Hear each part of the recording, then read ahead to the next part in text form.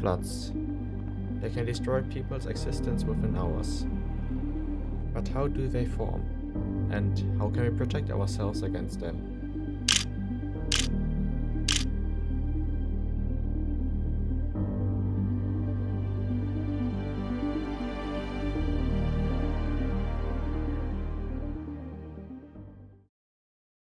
Flooding is an overflowing of water onto land that is normally dry.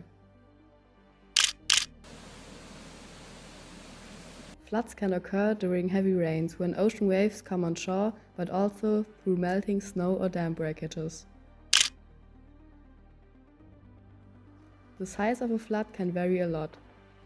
The water can get only a few inches high or reach over your rooftop and take everything with it.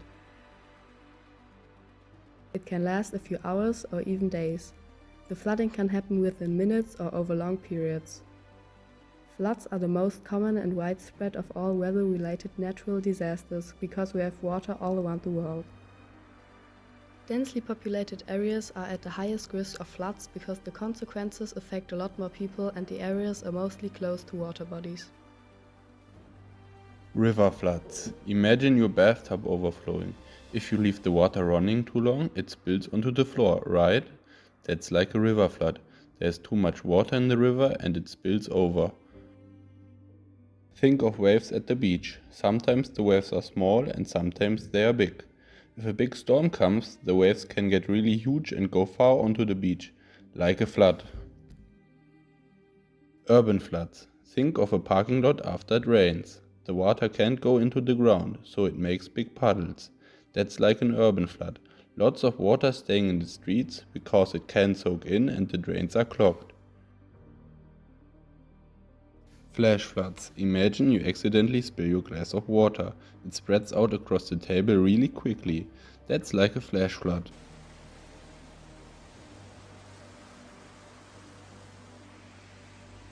At last, there are dam failure floods, which are just as bad as flash floods. If a dam fails, then it gets torn down by water in a matter of minutes. Due to that, there is no warning beforehand, and that makes them devastating. Fortunately, dam failures are a very rare phenomenon. In order to protect themselves from floods, measures go from early warnings to flood defenses. So how does the flood protection work? Since preparation is elemental, the US has the National Flood Insurance Program, while the UK has Flood RE to help homeowners recover.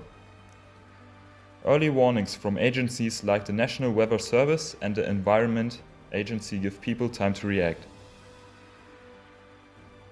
Cities build flood defenses like the Thames Barrier in London and levees in the US to control water levels. In flood-prone areas, homes are built on stilts or raised foundations to stay above rising water. When floods hit, governments issue evacuation orders and organizations like Australia's SES step in to help, and other organizations like the Red Cross provide emergency aid and shelters for displaced families.